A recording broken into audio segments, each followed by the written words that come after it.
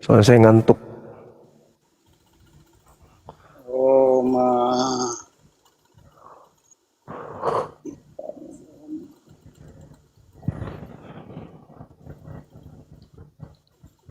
14. Nomor berapa Bang? 9 ya? 9, iya. Oke.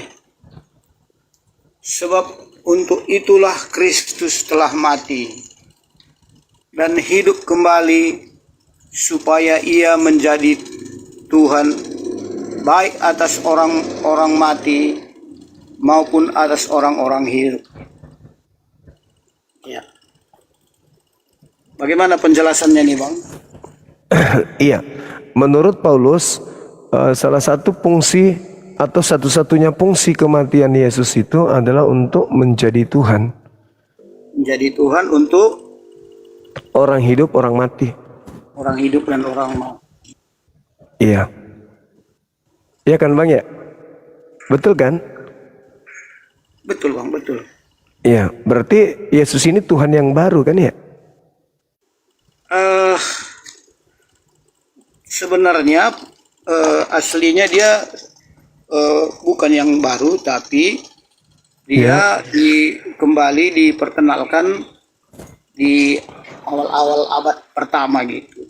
Sebenarnya dia sudah sebelum dia mati dan bangkit, dia juga sudah Tuhan sebenarnya.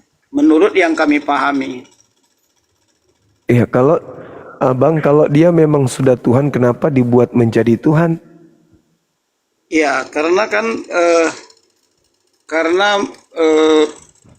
dia itu belum saatnya untuk mati dan bangkit. Jadi selama beberapa ribu tahun dia itu menunggu sampai waktunya digenapi. Pas pada awal abad pertama, disitulah waktu itu digenapi. Begitu menurut pemahaman kami Bang Cuma.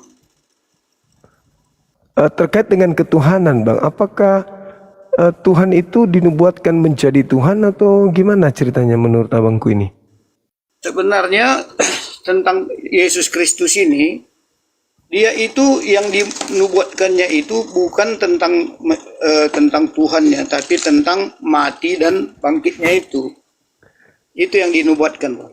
Tentang kelahirannya Bang, tentang kelahirannya, kematiannya dan kebangkitannya itu yang dinubuatkan. Tentang dirinya itu, sebelum dia lahir dan mati dan bangkit itu, dia sudah kekal ada bersama-sama dengan Bapa. Begitu menurut pemahaman kami. Baik. Dinda Jibril, thank you.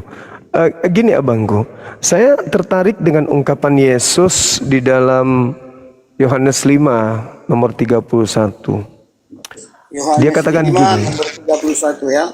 Iya, Bang coba bacakan atau saya bukakan? Boleh saya bacakan aja Bang. Silakan. Jika aku bersaksi tentang diriku, maka kesaksianku itu tidaklah betul. Nomor 37-nya, Bapa yang mengutus aku, dialah yang bersaksi tentang aku.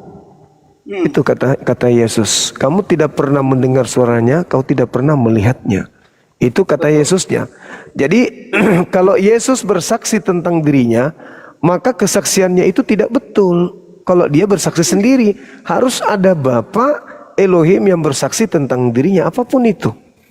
Nah, yang dikatakan oleh Paulus itu bukan kesaksian Yesus, lebih-lebih kesaksian Bapa. Paulus sendiri yang menuliskan itu, bahwa supaya ia menjadi Tuhan, untuk itulah kemudian Yesus mati agar ia dibangkitkan. Supaya ia menjadi Tuhan, supaya dia menjadi Tuhan. Artinya bahwa kalau Yesus tidak mati, ya bagaimana mau Tuhan mati dulu harus supaya dia menjadi Tuhan. Betul.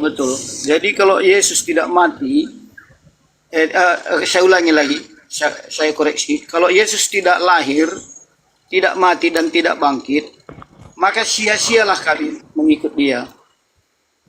Maka dosa kami tidak diampuni dan tidak disucikan.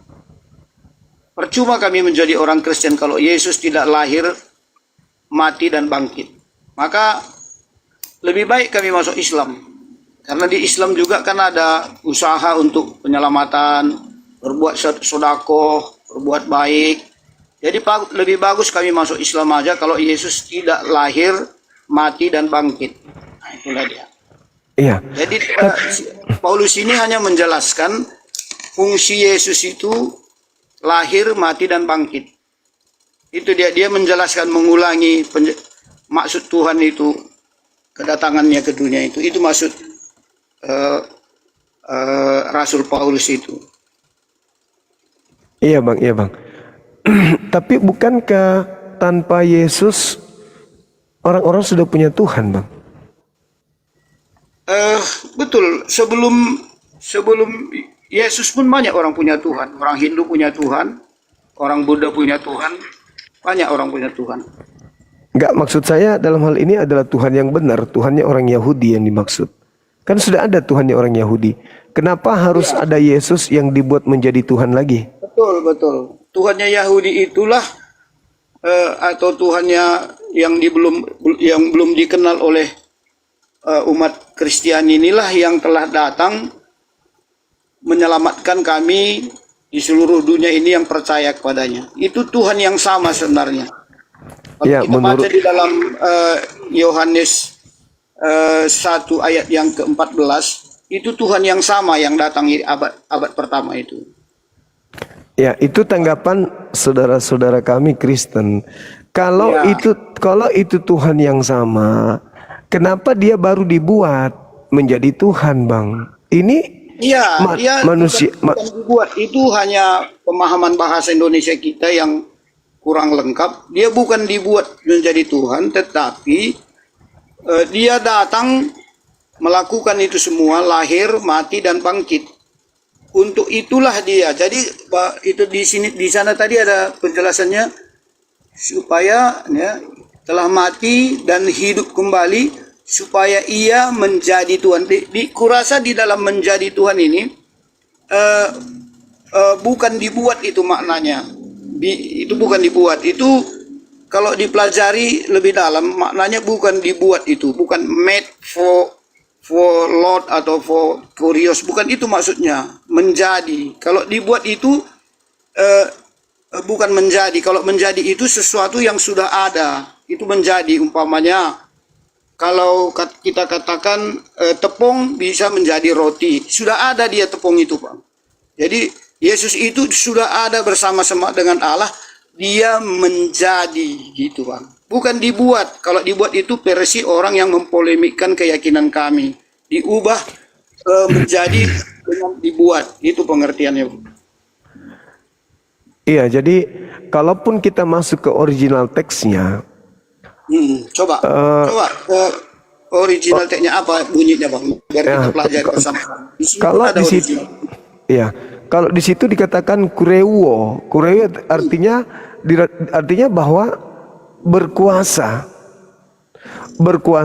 atau yang maha kuasa atau menjadi Tuhan atas atau yang dikuasakan kemudian akan dikuasai dan seterusnya. Itu artinya begini.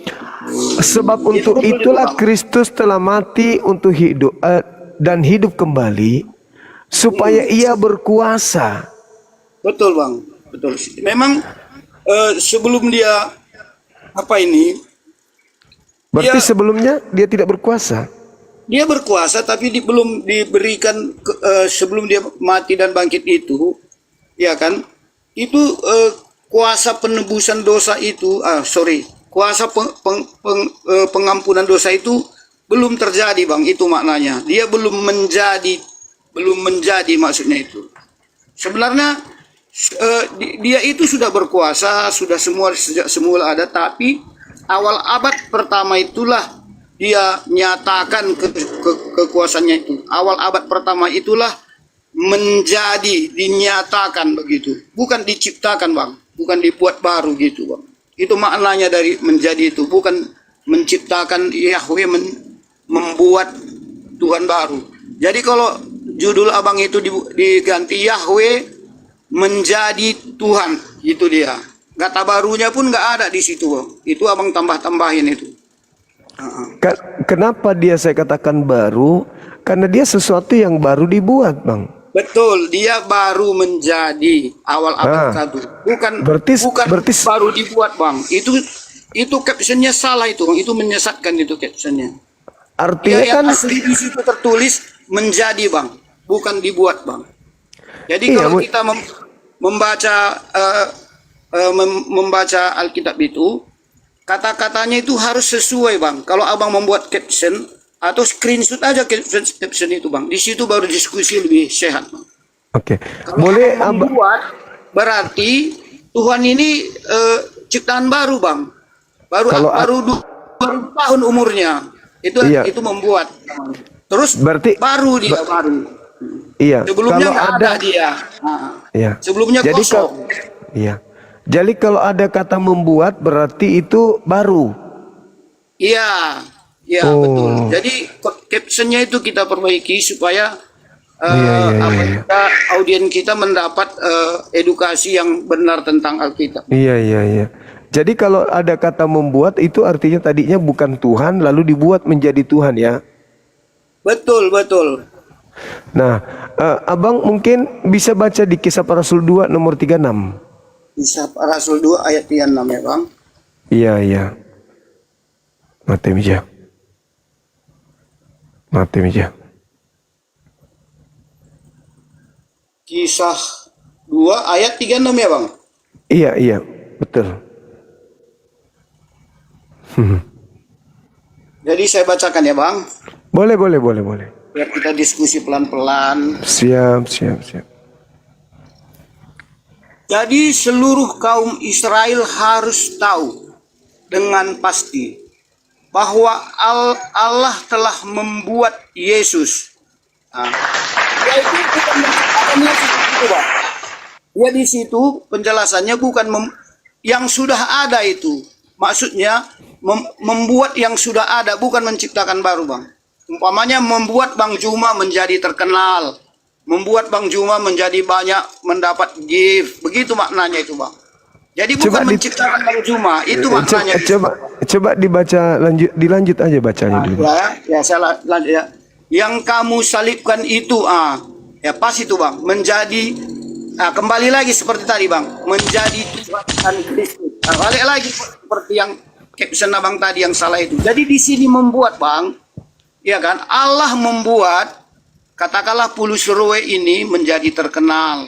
Nah, itu bukan dia ciptakan itu. Pulau Serowe ini udah ada, tapi dia yang dia buat itu membuat Yesus yang kamu salibkan itu, yang kamu siksa-siksa itu menjadi, kan dia ada menjadikan Tuhan dan Kristus. Jadi kata membuat itu, Bang, kalau di konteksnya itu udah ada orangnya, Bang. Jadi membuat Bang Juma menjadi sangat terkenal dan bisa mengalahkan Edis TV, sehingga Edis TV tidak berani bertemu dengan Bang Juma, gitu kira-kira, Bang. Membuat Yesus menjadi Tuhan. Bukan membuat sesuatu yang tidak ada menjadi Yesus, bukan gitu maknanya itu, Bang. Jadi kita bahasa Indonesia itu perlu dipelajari, Bang. Membuat Yesus menjadi Tuhan. Ya, Yesusnya itu sudah ada, dia buat Yesus itu menjadi. Dia tidak menciptakan Yesus baru, Bang. Yesusnya ada, sudah ada. Ya, jadi dikatakan Allah membuat Yesus menjadi Tuhan. Membuat. Ya, di sini kata membuat ini bukan menciptakan, Bang. Tadi Jadi ada dua makna membuat ini. Kalau membuat, mulai yang tadi memang udah betul, tapi yang ini makna yang membuat itu bukan menciptakan dari baru, Bang. Tadi maknanya itu sesuatu, umpamanya jalan rusak, kita telah membuat jalan itu sudah ada, Bang, tapi rusak dia menjadi mulus, begitu dia, Bang. Sehingga enak dilalui, begitu maknanya. Jadi bahasa Indonesia ini seperti itu, Bang. Iya, Yesus ada yang tadinya manusia dibuat menjadi Tuhan. Karena apa? Kenapa dia dibuat menjadi? Itulah dia disalibkan itu, Bang. Jadi dengan salib itu, dengan kematian itu, dia menjadi Tuhan, Bang. Dia bukan Iya. lagi diciptakan baru. Jadi dia Iya. sudah ada, Bang. Sudah ada Yesus itu. Ada manusia, Yesus ada, bahan mentahnya ada, Ya, berupa manusia. Tuhan ya. Tuhan membuat Yesus yang manusia ini menjadi Tuhan. Betul. Nah, Memang betul itu, Bang. ya Karena sudah. memang dia Tuhan, Bang. Iya. Ah, Maksudnya dia melakukan proses itu, Bang. Proses mati dan bangkit itu. Begitu maknanya itu. iya, iya, iya, iya. Kalau kita terjemahkan lebih dalam, dia melakukan proses itu untuk Menjadi melakukan pengampunan dosa itu, sehingga dia itu memang menjadi Tuhan. Hanya Tuhan yang bisa menjadi Tuhan. Jadi yang tadinya bukan Tuhan menjadi Tuhan, kan gitu. Ya Bang ya? Iya. Oke. Tadinya belum melewati proses, sekarang dia sudah melewati proses, gitu dia, Bang. Iya, Tadinya iya, iya. dia masih bersama-sama dengan Bapa, terus dia lahir, mulai berproses dia, terus dia mati, lalu bangkit. Tadinya dia belum, masih bersama-sama Bapa, masih mencipta dia, masih membuat langit dan bumi, itu belum melakukan proses menjadi Tuhan itu tadi, Bang. Karena pada masa dia mencipta langit dan bumi kan belum ada manusia berdosa. Jadi setelah kita berdosa itu, maka dibuatlah Yesus itu tadi melalui proses itu supaya dosa kita itu diampuni, manusia itu ditebus dosa gitu. Iya, iya, iya, iya, iya. Iya, iya, iya. Jadi Itu menurut pemahaman kami, Tapi kalau memang Bang Juma punya pemikiran atau tafsir tersendiri terhadap Alkitab kami, juga nggak apa-apa, Bang. Namanya juga komal TikTok kan, apa saja pun bisa dibuat kan. Ya kalau memang pasar merespon, ya banyak juga gift-nya kan gitu, Bang. iya, iya, iya, lari ke gip abang. Saya nonton TikTok, Bang, apapun sekarang diolah, Bang, jadi konten, Bang. Tapi Iya, kalau iya, lihat iya. abang ini spesialisnya di bidang Alkitab, ya nggak apa-apa, Bang. Kalau itu mendatangkan berkat melalui Alkitab kami, nggak apa-apa, Bang. Berarti Alkitab kami juga bisa memberkati Bang Juma, kan gitu maknanya. Iya. Yesus kami juga memberikan berkah pada Bang Juma, nggak apa-apa, walaupun abang pleset-plesetkan kemana-mana, ya kami bersyukur. Tapi Yesus kami juga Iya, iya, iya, iya. memberikan kebaikan untuk Bang Juma gitu. Iya, iya, iya. Iya Bang, iya Bang. Jadi kesimpulannya, kalau Yesus itu memang sudah Tuhan dari Ya. sejak semula, kenapa pada saat dia masih ada di bumi dia tidak pernah mengatakan itu, Bang? Pernah, Bang. Yohanes Di- Yohanes 3:13, Bang. Pernah dia katakan itu. Tapi Yohanes 3? proses itu tadi, ya. Yohanes Memang dia- 3:13 tidak berbicara itu, Bang. Iya. Ada. Jadi kalau sebenarnya, Bang, menurut konsep Kristen itu, Iya. Tuhan itu bukan yang ngaku-ngaku, Bang. Umpamanya ini Pulusure ini, aku Tuhan, sembahlah aku, dirikanlah doa bagiku, bilang kan. Apa ada yang mau kan gitu. Jadi kalau Tuhan itu adalah katakanlah aku ini orang cerdas, berikanlah hormat kepada aku di sekolah tinggi. Itu kan pengakuan saya, tapi setelah dicek nanti rupanya aku bukan cerdas. Gitu. Jadi kalau Tuhan itu bukan ngaku-ngaku, tetapi diakui, Bang. Diakui dia. Nah, yang mengakuinya sangat signifikan, Bang. Yang mengakuinya gitu. Jadi kalau mengaku-ngaku itu, saya pun bisa ngaku-ngaku, saya orang pinter, saya ini jenius. Tapi setelah orang tanya 51 berapa kali berapa, saya pening. Nggak ngerti saya.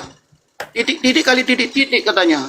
Terpaksa saya cari kalkulator lagi. Saya nggak tahu. Jadi, tetapi setiap orang datang pada saya masalah, saya kasihkan solusi dia. Seperti Bang Juma tadi bilang, DM saya kalau bisa saya kasih solusi. Setiap orang datang pada Bang Juma kasih solusi dan orang itu berhasil menjalani hidupnya, walaupun Bang Juma nggak ngaku, saya akui Bang Juma orang hebat, memberikan solusi kepada penggemar Bang Juma yang banyak datang tadi kan. Gitu dia. Jadi kehebatan Bang Juma itu tidak perlu Bang Juma ngaku-ngaku, tetapi banyak tadi penggemarnya. Itu dia yang menandakan Bang Juma hebat. Itu saya akui itu Bang. Saya akui itu Bang Juma itu hebat. Dari Aceh datang untuk memuji-muji Bang Juma. Itu yang namanya pengakuan bahwa walaupun Bang Juma tidak mengatakan aku hebat, Bang Juma hebat. Itu dia caranya membuat satu penilaian itu. Jadi kalau ada orang mengaku-ngaku aku Tuhan katanya umpamanya. Ada seperti di Indonesia kan ada Lia Eden itu. Lia Eden aku nabi terakhir katanya. Ternyata dia bermasalah dengan hukum kan. Jadi orang yang ngaku-ngaku itu tidak membuktikan bahwa dia itu hebat Bang. Begitu cara kami Kristen menilai sesuatu Bang.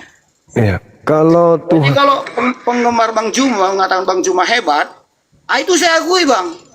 Itu dia. Ada yang mengakui di depan mata saya tadi Bang. Sebelum saya naik. Oke. Kalau Tuhan yang sesungguhnya mengaku Tuhan, itu batal nggak dia jadi Tuhan, Abang? Wah itu mantap itu Bang. Mantap. Ya, menurut Abang ini kalau Tuhan yang sesungguhnya mengaku Tuhan, apakah gugur ketuhanannya?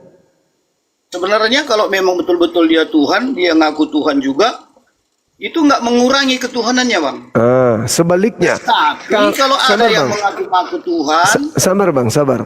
Tapi kalau bukan Tuhan, tetapi seluruh dunia mengatakan dia Tuhan, tapi sebenarnya bukan Tuhan, apakah yang bukan Tuhan ini karena banyak orang mengakui dia Tuhan berubah menjadi Tuhan Bang? tidak akan mungkin ada orang seluruh dunia mengakui dia Tuhan kalau dia bukan Tuhan Bang. Udah pasti itu. Bukan itu karena logikanya. pengakuan itu orang bisa menilainya Bang. Bukan itu logikanya. Maksudnya gini, dia bukan Tuhan. Sudah jelas-jelas dia bukan Tuhan. Ya. Tetapi seluruh manusia mengakuinya dia Tuhan. Apakah yang bukan Tuhan ini seketika itu menjadi Tuhan? Karena banyak yang mengakui dia Tuhan padahal bukan Tuhan. Dia bisa diuji Bang. Kalau dia mengaku-ngaku Tuhan, jangan ke situ Abangku. Ada yang mengakui dia Bang. Bukan ke situ Bang. Bukan begitu itu Bang. Yang bukan analogi yang Abang buat itu tidak tepat Bang. Karena Anda takut ketahuan kalau Anda menyembah bukan Tuhan kan gitu. Oke, baik. Yang Abang buat itu, baik Abang. Tidak Apakah akan ada orang mengakui dia Tuhan. Oke. Kalau dia nggak berkualitas Bang. Baik, sekarang apakah Maria melahirkan Tuhan? Ya. Jadi Maria melahirkan penciptanya. Begini Bang, kalau tentang Nah, kan Maria melahirkan penciptanya, saya harus jelaskan Bang. Iya. Kalau saya bilang begitu, Anda kan Anda mengatakan Tuhan itu tidak mungkin diklaim menjadi Tuhan kalau tidak terbukti Tuhan. Saya bertanya, apakah pencipta yang dilahirkan Maria? Begini Bang, ini kalau saya jawab dia jawabannya tidak sempurna Bang. Kalau jawabannya satu kata iya dan tidak, pasti salah Bang. Karena itu pertanyaan artinya itulah yang saya katakan tadi. Itu pertanyaan sesuatu yang bukan Tuhan, meskipun sedunia selangit sekalipun mengakui dia Tuhan tapi bukan Tuhan, ya bukan Tuhan dong. Itulah yang terjadi di Anda, anak orang, Anda paksakan menjadi Tuhan. Kalau seperti itu, saya nggak marah Bang. Itu memang fakta. Kan, gimana mau marah? Abang kan di lawan bicara saya, jadi Abang bebas menilai apa yang saya.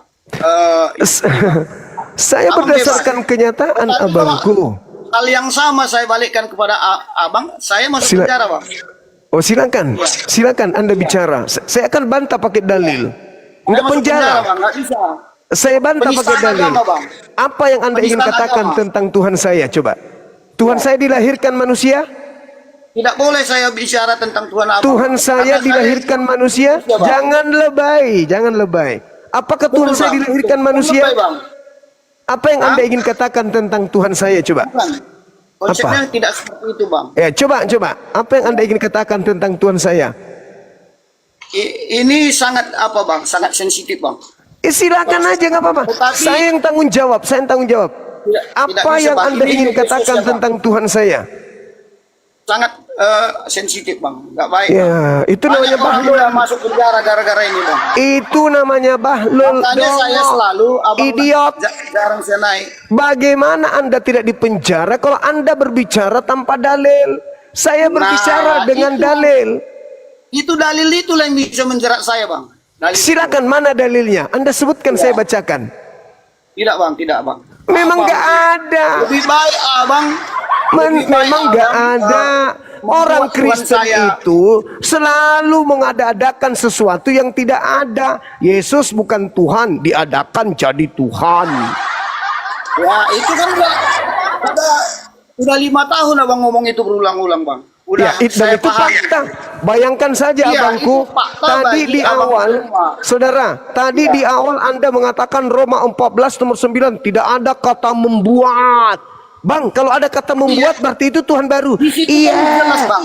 Saya Setelah bawa istilah Anda saya ke kisah dibawakan para menjadi, rasul Bang. 2. Kisah para rasul 2 nomor Yesus yang kamu 36. salibkan itu menjadi, Bang. Allah membuat Yesus. Yesus dibuat jadi apa di situ? Allah membuat Yesus menjadi apa? Membuat Yesus menjadi apa? Tuhan. Menjadi Tuhan. Tuhan, Bang. Berarti Tuhan, Bang. sesuatu Tuhan bang, Tuhan. sesuatu yang Menjadi kurios dibuat, bang. sesuatu yang dibuat berarti tadinya bukan, baru dibuat. Bapak membuat rumah, tadi bukan rumah, dibuat rumah. Bapak menjadi sedih, tadi tidak sedih, berubah jadi sedih. Kue menjadi sampah, tadi bukan sampah, menjadi Itu udah sampah. 5 tahun Yesus saya dengar dari mulut abang. Dibuat menjadi Tuhan, tadi bukan udah 5 Tuhan. tahun laluan, udah hafal saya. itu, Tadi Bang. Udah bukan Tuhan, dibuat menjadi Tuhan. Pret. Itu fakta. Makanya kalian Marah lah, itu. Bang. Saya nggak Marah marah. lah, Bang. Saya nggak marah. Saya hanya menyerang kebodohan. Saya menyerang kalau saya kebodohan. mengatakan Saya hal yang menyerang sama, kejahiliaan. Saya menyerang saya otak mengatakan rusak. yang hal sama, Saya menyerang Kantor polisi ketidakwarasan. saya bang. Saya punya banyak data tentang itu bang. Silakan Anda tunjukkan. Nggak boleh bang, nggak boleh. Nenekmu Saya- kiper. saya di Kau Indonesia ini itu lemah, Pak. orang-orang Kristen itu cuman bisa keluar-keluar menghujat tanpa data. Iya, Itulah kalau saya di Kristen. luar bang, kalau saya nggak di Indonesia, Ah. saya bisa lebih banyak lagi dari Edis TV itu bang. Lebih banyak Mana dari saya. dalil yang disampaikan Edis yang benar tentang Islam? Tunjukkan. Satu aja. Semua benar itu bang. Semua benar itu. Semuanya cuman hoax. Tidak ada dalil. Hanya tipu-tipu. Yang ditipu Iya, Bang, siapa? semua nggak berani jumpa sama dia. Yang ditipu siapa? Yang ditipu ya kalian. Umat Islam mana mau ditipu sama orang dongo seperti itu? Buktinya penontonnya semua orang Kristen bang. Penontonnya orang Islam matamu suwe. Itu penipuan. Sakit hati kan? Jangan emosi bang. Enggak. Saya Nanti enggak sakit jatuh hati. maskernya, Bang. Maskernya jatuh. Saya sudah hafal karakter pemakan babi abangku. Angkat sedikit Udah lagi hafal. maskernya. Ah, ya, gitu, Bang. Saya sudah hafal pemakan babi karakternya. Kayak abang ini tuh mukanya aja mirip babi. Penipu. Anda penipu. Ya, ya. Tadi Anda mengatakan kalau ada kata membuat itu berarti Tuhan baru. Aku tunjukkan kata membuat, langsung jurus Paulus. Memang begitu Oh, memang karakter itu, penyembah Pak. setan. Abang Penyembah hanya setan punya- begitu. Penyembah Kasih suara setan besar, memang Bang. begitu abang. Penyembah setan Abang memang hanya gitu. suara besar. Penyembah Abang setan nggak bisa. memang begitu. Kalau tidak bukan Abang kan penyembah setan. setan, tidak mungkin Abang kan begitu. setan. Wajahnya pun nggak berani dinampakkan. Anda tadi mengatakan bahwa kalau ada kata membuat, Kalau itu baru setan Tuhan itu baru. bang, kalau manusia Begitu berani dia ditunjukkan wajahnya. kata membuat, pemakan babi kalau ini manusia, langsung Bang. ingkar terhadap ucapannya sendiri. Kalau Itulah manusia pemakan babi. berani menunjukkan wajahnya bang. Pemakan babi itu lain di mulut, lain di otak, lain di aplikasi. Tadi Anda mengatakan kalau ada kata membuat, Itu Tuhan palsu, itu Tuhan baru. Buktinya ada kata membuat Anda ingkar. Itulah karakter setan. Habis itu gagah-gagahan. Saya mau ditangkap, saya takut ditangkap. Lu pikir polisi kita itu seperti kau? Dongo. Lihat manusia dibilang Tuhan. Anak orang dibilang Tuhan. Polisi kita itu polisi cerdas. Tidak mungkin kau ditangkap kalau kau tidak bersalah. Kau membahas tentang Al-Quran tanpa ilmu. Lu pikir Al-Quran itu terjemahan, tuyul? Tidak seperti ini nih. Kau sendiri telah membuktikan betapa besar tadi apa yang dilakukan, pergeseran nilai yang dilakukan oleh kitab lo. Di situ Anda mau mengatakan apa? Dijadikan menjadi kurios. Maksud lu apa, cumi? Maksud lu ingin mengatakan bahwa Lembaga Bible Indonesia telah melakukan penipuan dengan menggantinya Tuhan gitu. Itu derita lo. Itulah bukti agama lo. Itulah fakta di mata lu sendiri bahwa lu aja merasa tertipu oleh lembaga kitab lu yang harusnya kurios dirubah menjadi Tuhan. Kan lawak-lawak. Lu menderita sendiri kan dibuat sama lembaga lu sendiri. Makanya ditipu sama kamu punya Bible sendiri. Saya tidak peduli, yang jelas di situ tertulis Allah telah membuat Yesus menjadi Tuhan. Berarti tadi bukan Tuhan dibuat menjadi Tuhan. Dange bakar, campur ikan bakar, kasih lawak sedikit, jeruk nipis sedikit, lebih enak daripada naik komalnya Bang Suma tapi berdarah tanpa luka. Makanya jangan jadi penipu. Jangan jadi penipu. Sampaikan kebenaran itu meski pahit. Terima kebenaran itu meski pahit. Kalau ada kata membuat, itu baru salah bang. Itu berarti Tuhan baru. Makanya belajar kau Bible. Jangan saya yang lebih paham dari kau. Aku tunjukkan dalil berikutnya. Apa katamu? Oh, itu kan memang Tuhan dari senonya. Gigimu. Udah dibilang kau pakai otak. Kau pakai otak. Ini lagi satu, ban karet mobil. On diskusi.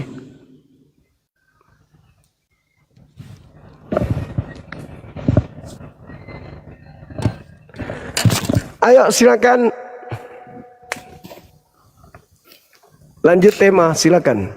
Makasih sahabat-sahabat semuanya, Masya Allah.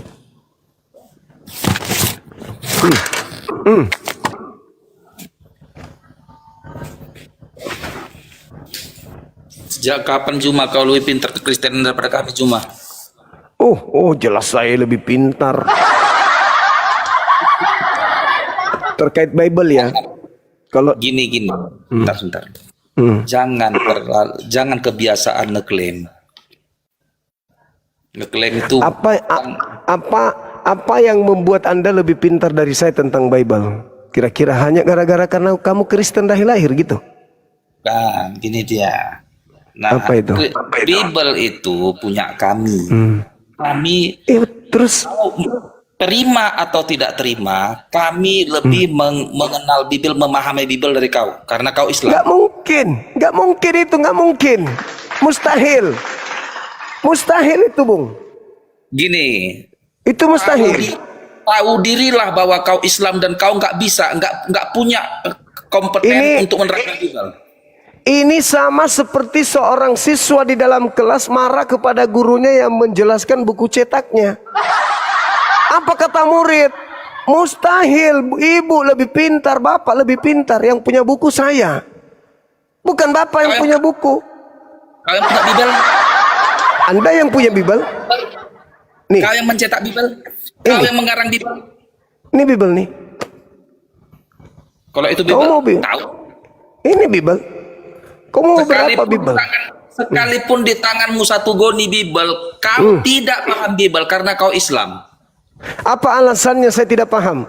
Alat untuk pakai paham itu apa? Untuk memahami segala sesuatu dipahami pakai apa? Oh, nggak begitu. Ya, Dipahami pakai segala sesuatu dipahami pakai apa? apa? Pakai hati dan pikiran. Apapun itu, kita memahami sesuatu itu pakai ini, akal. Betul, bisa. Iya, ini kitab adalah kitabmu. Aku juga punya kitab.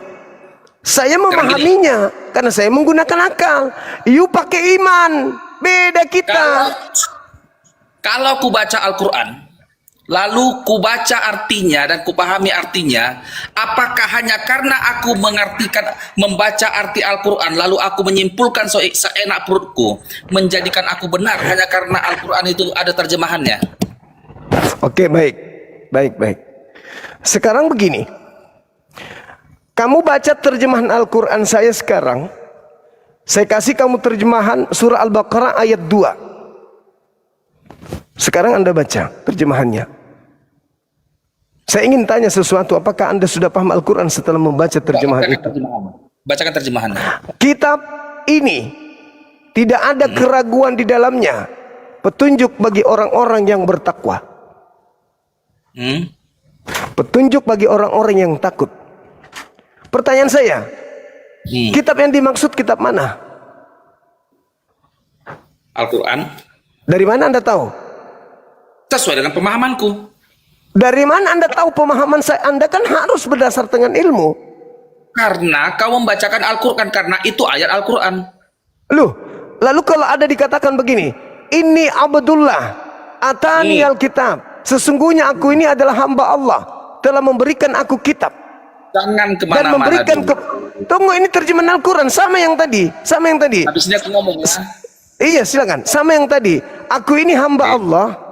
Aku ini hamba Allah, diberikan kitab dan aku diberi nikmat kenabian. Kitab yang dimaksud kitab apa? Jangan ke Al-Baqarah tadi. Apakah benar? Sekarang kau buat pertanyaan, aku jawab. Sekarang validasi jawabanku itu. Apakah jawabanku salah atau benar? Benar. Jadi berarti aku memahami Al-Quran kan, dan kau membenarkannya. Sekarang aku tanya kau pertanyaan Alkitab. Tenang, aku tanya kau pertanyaan Alkitab. Kau udah tanya aku Al-Quran, sekarang gantian nanya. Ya. Oke. Yesus di dalam Alkitab pernah mengutuk pohon ara. Yesus datang ini, ayatnya tuh aku bukan penghafal Alkitab. Ya, terus Dia datang ke sebuah pohon ara yang rimbun. Rimbun. Lalu ketika Yesus datang ke pokok ara ini, dia mendapati pokok ara ini tidak berbuah. Iya, terus. Dan Yesus tidak mendapatkan apa-apa pun dari situ. Buahnya tidak dapat, tapi daunnya lebat. Lalu Yesus mengutuk pokok ara. Sekarang kau berkata, mengklaim samaku bahwa kau lebih paham Alkitab daripada aku. Apa maksud ayat itu? Maksud daripada ayat itu kau ingin melarikan maksud yang tertuang di sana. Apa maksud ayat itu? Maksud ayat itu Yesus sedang lapar, habis puasa 40 hari lapar, dia cari makanan dan tidak menemukan makanan apapun selain pohon ara. Dan memang tunggu. Dan memang saat itu bukan musim buah ara. Dia lapar. Dia lapar. Dia cari buah, dia cari makanan. Tetapi dia tidak menemukan kemudian buah. Dia tidak menemukan makanan. Maka dia marah, dia mengutuk pohon ara tersebut. Paham? Dia ingin membuktikan, sama dulu. Dia ingin membuktikan bahwa dia punya kuasa dari Tuhannya. Dia ingin membuktikan kalau dia adalah utusan dari Tuhannya. Itu real, itu fakta. Baca Yohanes 5 nomor 36. balikkan pertanyaan seperti yang kutanyakan tadi sama kau tadi sama aku. Apakah Victor jawabanku benar atau salah? Saya tanya balik sama aku. Ya, pasti kau mengatakan salah. Balik. Iya, saya tanya, apakah benar apa yang saya maksud? Salah. Salah. Saya sudah tahu. Oh, ten. Oh, ten. Oh, ten saya lawan. Saya tuh, saya kalau hak saya katakan hak, batil saya katakan batil. Anda mengatakan Al-Quran, Anda betul, meski tanpa ilmu, hanya ilmu tebak-tebakan. Makanya ketika saya memberikan data, ini Abdullah atani al-kitab wa ja'alani nabiyan. Aku ini adalah hamba Allah, diberikan kitab kepada aku dan nikmat kenabian. Kitab yang dimaksud kitab apa? Gantian aku dulu giliran sekarang. Cuman kebetulan doang tadi, betul. Itu cuman kebetulan aja. Aku kasih dalil yang lain, kau udah nangis itu.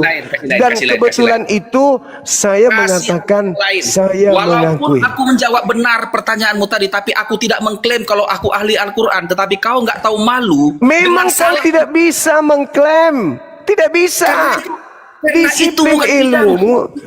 Disiplin ilmumu tidak ada. Sedangkan ketika saya membaca Bible dan mendengarkan Bible, ini bukan kitab suci, ini bukan firman Tuhan, ini keterangan manusia biasa. Pendapatmu. Tanya ke aku. Okay. Orangnya.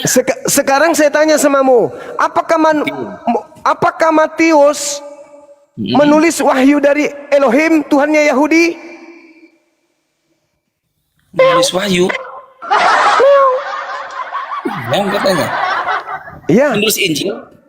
Apakah Matius, pengarang Matius, menerima wahyu selayaknya Musa menerima wahyu?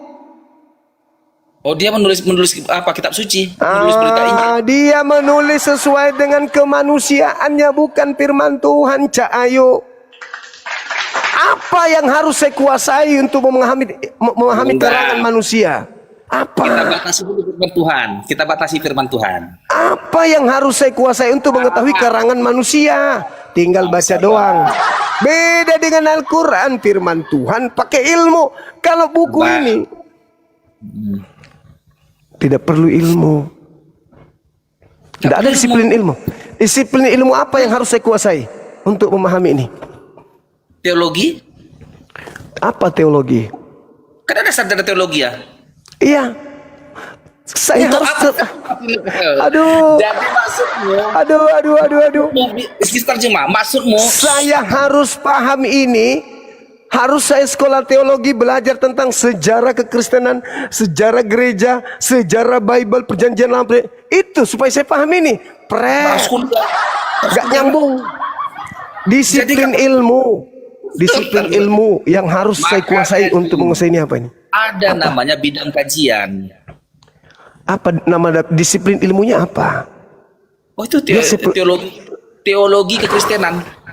Teologi itu belajar tentang sejarah Kristen pertama, gereja pertama, terus kemudian belajar Bagaimana tentang mungkin kau mengajari yang bukan bidang kajianmu?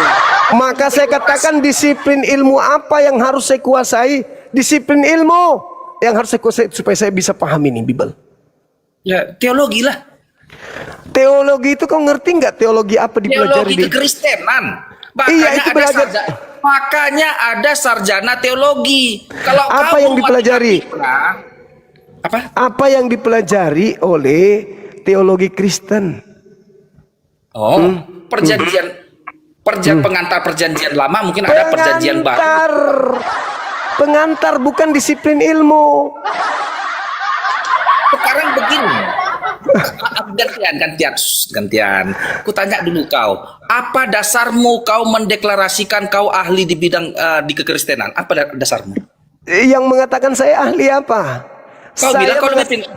Saya paham karena saya pakai akal menelaah catatan-catatan orang. Kau lebih pintar dari pendeta-pendeta. Masalahnya pendetamu tidak pakai akal untuk ini. Katamu pakai doktrin. Kok pakai doktrin? Yes. Kalau Kristen meninggalkan doktrin, Kristen udah bubar 2000 tahun yang lalu. Oh, memang cara memahami Alkitab, jangan kau pakai standar Al-Quran. Nggak laku Al-Quran sama Alkitab ini. Memang beda cara memahaminya. Sekarang kau tunjukkan apa dasar memahami ini. Makanya aku bilang begini. Apa? Ketika kau tanya aku tadi cuma kan, ketika kau tanya aku, Victor, kitab ini tidak ada diragukan. Sekarang jawab pertanyaanku, Victor. Kitab manakah yang dimaksudkan? Lalu ku jawab, Al-Quran. Kau benarkan, berarti gampang dipahami karena artinya langsung. Tetapi aku kasih kau ayat untuk kau artikan sama aku, untuk kau terangkan. Lalu kau terangkan, oh Yesus kelaparan karena marah dia dikutuknya pokok ara. Oh nggak begitu Alkitab. Kau bawa. Lalu apa? Apa tujuannya? Apa tujuannya dia mengutuk pohon ara? Kuterangkan kau. Oh ya, silakan. Terangkan sama kau biar kau paham dengan para apologet ini paham. Silakan. Artinya aku menguji deklarasimu tadi. Kau deklarasikan aku lebih pintar dari pendeta-pendeta. Ku tanya kau ayat, maksud ayat mengutuk pokok ara, kau salah. Aku tidak membenarkannya. Lalu kau tanyakan. Iya, silakan. Victor, kemana arah ayat itu? Apa maksud ayat itu Yesus mengutuk pokok ara itu? Apa yang mau disampaikan Yesus terhadap umat manusia? Biar gue terangkan sama kamu. Iya. Artinya di situ Yesus mengutuk pokok ara itu. Pokok ara itu adalah orang yang tidak berbuah. Barang siapa orang yang ketika Yesus datang dan dia tidak berbuah, maka dia akan dikutuk karena dia tidak berbuah. Yesus tidak mendapatkan buah daripada apa yang dalam dirinya. Itu kedatangan Yesus. Jika Yesus datang kedua kali dan Yesus tidak menemukan dia berbuah, tidak ada buah, artinya dia tidak menampilkan Yesus dalam hatinya. Dia tidak berbuah dalam hidupnya, dia akan dikutuk. Makanya harus berbuah. Setiap orang, si Victor ini pun, jika Yesus datang sama aku dan aku tidak berbuah, ketika Yesus datang menemuiku untuk kedua kali, aku pasti dikutuk. Oke, tolong tunjukkan dalil penguatnya terkait dengan pohon ara itu. Silakan. Makanya di situ bedanya. Silakan tunjukkan. Itu kan cuma asumsi cumi. Nah, disitulah. Tunjuk dalil. Itulah pendeta kami menerangkannya di hari Minggu. Makanya aku bilang, kalau kau masuk dalam disiplin ini, disiplin ilmu ini, kau harus masuk ke doktrin dogma. Kalau saya tidak. Kutanya kau sekarang, apakah Islam tidak pakai doktrin dan dogma? Kalau Islam itu doktrin dogma. Aku jawab iya atau tidak. Apakah Islam tidak? Dengar. Silakan. Dogma itu apa? Silakan. Apa definisi dogma? Ya, kau jawab dulu supaya saya ajarkan samamu. Dogma itu apa? Terangkanlah. Aku pengen dengar juga. Aku pengen kau belajar. Jelaskan. Kau yang jelaskan kepada saya. Dogma adalah kan itu konsep agamamu. Kan kau bilang apa itu disiplin dogma dan doktrin? Terangkan aja. Jadi kalau kita berbicara mengenai dogma, itu adalah pengajaran, itu adalah dogma adalah doktrin, sesuatu yang harus diyakini, sesuatu yang harus dipercayai. Mau salahkah dia, mau tidak salahkah dia, yang jelas itu didoktrin, harus kau imani sebagai otoritas yang dimiliki oleh oknum tertinggi dari sebuah konsep. Pendeta, pastor, paus mendogma. Apa dogmanya? Orang-orang harus mengikuti apa yang dia mau, meskipun salah. Itu dogma. Gini, tolong buat definisi dogma. Ya, dogma itu satu pengajaran, sesuatu disiplin yang kemudian kepercayaan yang didoktrinkan kepada seseorang dari otoritas tertinggi kepada orang yang lebih di bawah. Tidak boleh dibantah. Mau dia salah, mau dia benar, tidak boleh dibantah. Itu dogma. Sedangkan Al-Quran, doktrin, satu lagi. Beda dogma dan doktrin. Doktrin itu adalah penekanan terhadap seseorang akan sebuah akan sesuatu atau sebuah yang mana menjadi suatu keputusan, baik itu pribadi atau lembaga terhadap individu lain. Tidak perlu itu benar, tidak perlu itu salah, yang pasti harus kau ikuti. Itulah doktrin. Contoh, Kaitkan. saya mengatakan ini kue.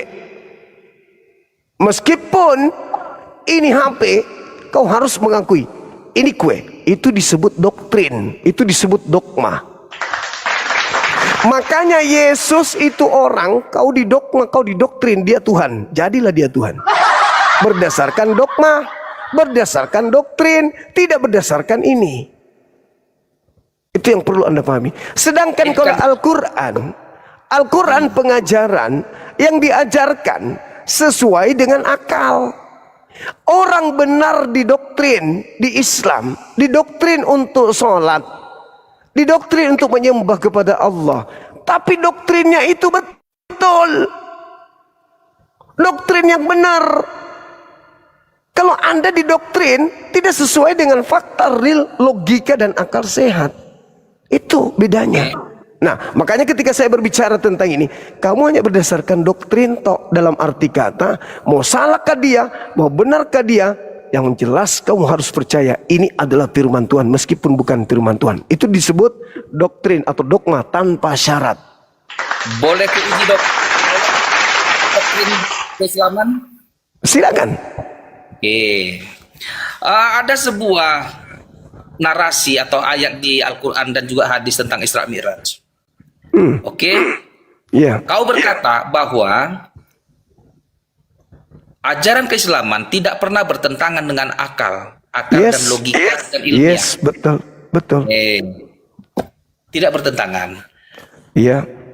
Peristiwa Isra Mi'raj, naiknya diperjalankannya Nabi Muhammad ke Sidratul Muntaha, ikut badan-badannya juga, ikut body-bodinya dia di malam itu.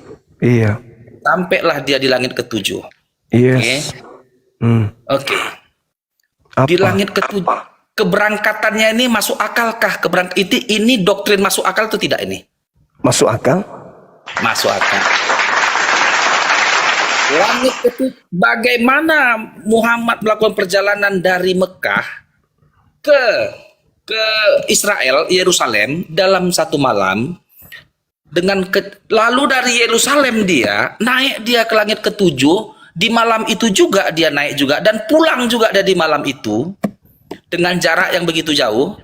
Aku tanya, dengan kecepatan berapa Muhammad sampai ke Yerusalem dan sampai lagi ke langit ketujuh, balik lagi dia, pulang lagi dia ke Mekah? Dengan apakah dia bergerak dengan kecepatan cahaya 3 kali 10 pangkat 8 meter per sekon? Oke, saya baca ayatnya. Silakan. Karena ini berbicara Islam kan. Islam itu harus pakai dalil. Allah mengatakan, Bismillahirrahmanirrahim. Subhanalladzi asra bi'abdihi lailan minal masjidil haram ilal masjidil aqsa. Maha suci Allah yang telah memperjalankan hambanya. Siapa yang memperjalankan?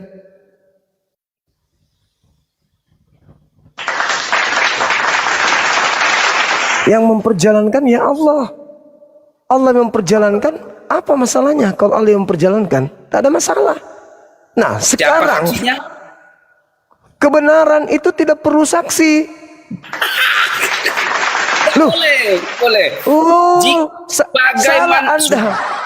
Bentar. Salah Anda kalau Anda mengatakan sebentar. Peristiwa itu ada sebuah peristiwa Muhammad bersaksi tentang sebuah peristiwa yang mana dia sendiri yang mengalami peristiwa itu. Dia bersaksi tentang dirinya sendiri. Kan begitu? Tentang peristiwa yang dialaminya sendiri. Tidak ada orang yang melihatnya. Anggaplah dulu,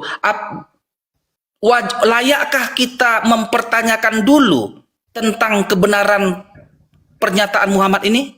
Kan wajar-wajar saja dipertanyakan sebelum diuji kebenarannya.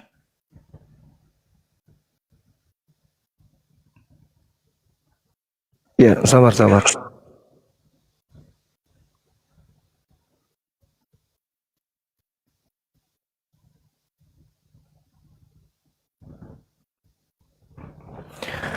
Jadi sebuah kebenaran itu, Bung, itu tidak butuh saksi. Kenapa harus butuh saksi kebenaran itu?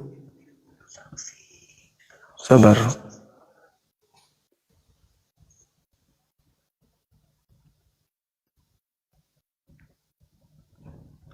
Oke. Kebenaran itu tidak butuh saksi. Yang namanya kebenaran tanpa saksi juga sudah pasti betul. Itu kebenaran. Nggak mesti ada saksi.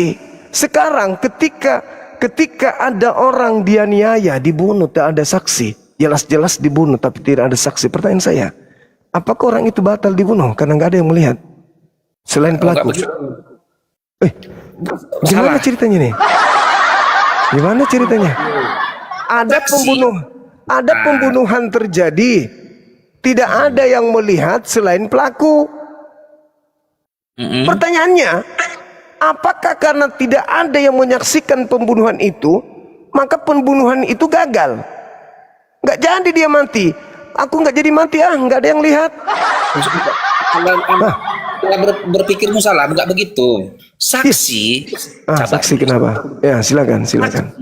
Saksi dibutuhkan untuk membenarkan sebuah peristiwa.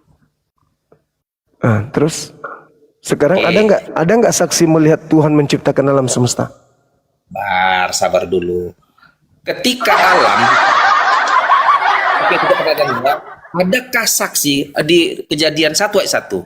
Pada mulanya Allah menciptakan langit dan bumi. Ini kan siapa yang melihat itu? Siapa yang melihat?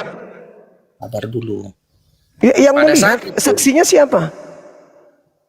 Pada saat itu manusia belum diciptakan. Siapa yang melihat? Benar nggak itu kejadian itu? Sabar dulu lah. Kau tanya sama aku, adakah manusia yang? Siapa saksinya? Saya nggak tanya manusia. Siapa saksinya yang melihat itu? Sabar dulu. Artinya Allah sendirilah pelaku dan dia sendiri saksinya. Allah sendiri. Ya, itu pintar. Itu pintar. Oke, sebentar dulu. Setiap pernyataan, baik di Alkitab atau di pernyataan di mana saja, itu disaksikan dulu. Wajib diragukan dulu sebelum si pembuat keterangan membuktikan bahwa dia bisa membuktikan dia pelakunya. Bahwa memang dia mampu menciptakan. Contoh. Pada mulanya Allah menciptakan langit dan bumi. Aku kan gak ngelihat.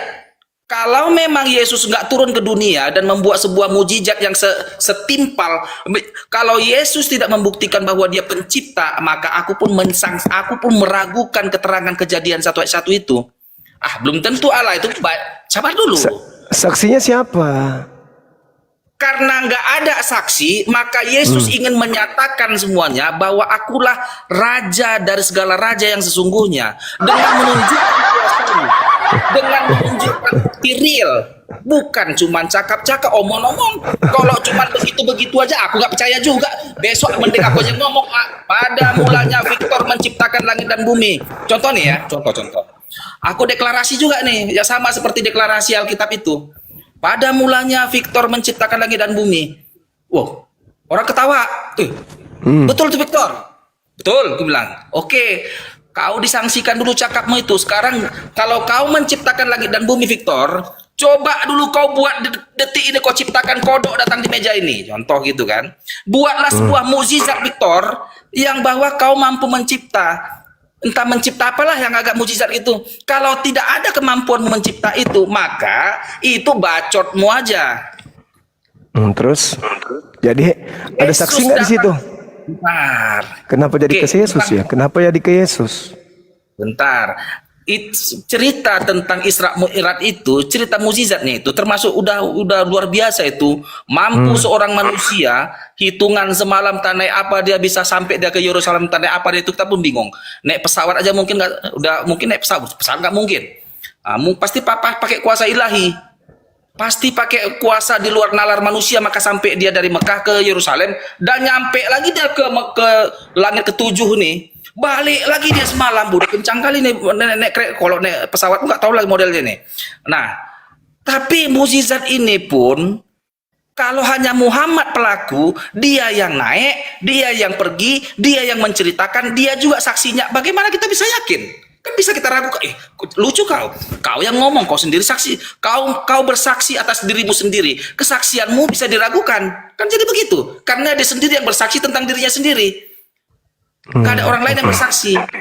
Oke, baik. Nah, sekarang siapa saksinya Tuhan menciptakan langit dan bumi? Contoh, Yesus. Kenapa lari ke Yesus? Lucu abang ini. Bagaimana? Saya tanya penciptaan, Anda bahas Yesus. Begini aja deh, begini aja. Coba Anda lihat di dalam, sabar dulu. Anda lihat di kitab saudara, di kitab Ayub. Di kitab Ayub itu dikatakan Ayub 26 nomor 11. Apa yang dikatakan di sana? Tiang-tiang langit bergoyang-goyang. Apa yang Anda tangkap dari dalil itu? Langit punya tiang? Tidak. Tiang-tiang langit bergoyang-goyang. Itu kata-kata metafor daripada Ayub. Metafor. Sedangkan Al-Quran saya mengatakan khalaqas samawati bighairi amadin tarawunaha. Langit ditinggikan oleh Allah tanpa tiang. Sekarang yang mana maha kuasa, Tuhan yang tadi atau Tuhan saya? Oh, Tuhanku lah. Tadi Tuhanmu mengatakan ada Tuhan yang kau pinjam itu katanya ada tiang langit. Tuhan yang kau pinjam. Gak ada yang pinjam. Ya itu Tuhannya Yahudi. Gini. Itu Tuhannya Yahudi. Sekarang coba. Mana yang berkuasa, Tuhan yang tadi atau Tuhan saya? Oh, Tuhanku lah berkuasa, bos. Mana tiang langit? Tunjukkan.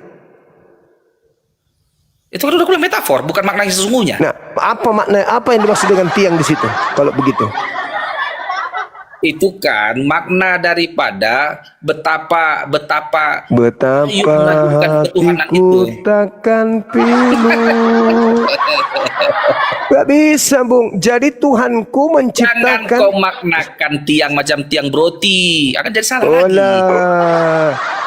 Kata siapa kau memaknai itu adalah majas? Itu karena kamu tidak menemukan tiang langit. Harusnya kau mengatakan begini. Bukti adanya tiang langit, Bang Suma, pesawat Adam Air jatuh karena tabrak tiang. Begitu. Ngapain kok malu-malu? Tuhan saya mengatakan khalaqas samawati bighairi amadin tarawunaha wa alqa fil ard. Itu Tuhan yang Maha Kuasa tuh. Nah, sekarang Anda meragukan Nabi Muhammad. Kan kita ini orang beragama, ada ruang iman. Ada ruang iman. Kalau seluruh mata memandang Nabi Muhammad melayang, nggak ada ruang iman. Orang semua akan tunduk berserah diri kepada Nabi Muhammad, menerima kenabiannya. Ada ruang iman berarti. Kalau tak ada lagi kemudian yang ditutupi atas mujizat yang terjadi, atas apa yang terjadi, tidak ada ruang iman. Sementara kejadian Isra Mi'raj itu adalah ujian iman, siapa yang percaya, siapa yang tidak percaya. Itu. Sementara Nabi Muhammad tidak pernah ke Yerusalem, Palestina. Datang seketika ditanya, apa yang kau lihat di sana? Diceritakan di sini gedungnya begini. Orang-orang semua takjub. Dari mana dia tahu? Dia tidak pernah ke sana. Akhirnya apa? Orang beriman kepada beliau. Itu ruang iman. Jadi Anda tidak bisa. Bukankah peristiwa Isra Mi'raj nggak masuk akal? Kata siapa nggak masuk akal? Bagaimana mungkin masuk akalkah kau bodimu, materimu nyampe ke langit ketujuh dalam satu balik lagi ke sini berapa ratus juta kilometer? Di mana langit ketujuh itu, Juma? Saya tanya dulu kau, posisinya di mana? Jaraknya berapa kilometer?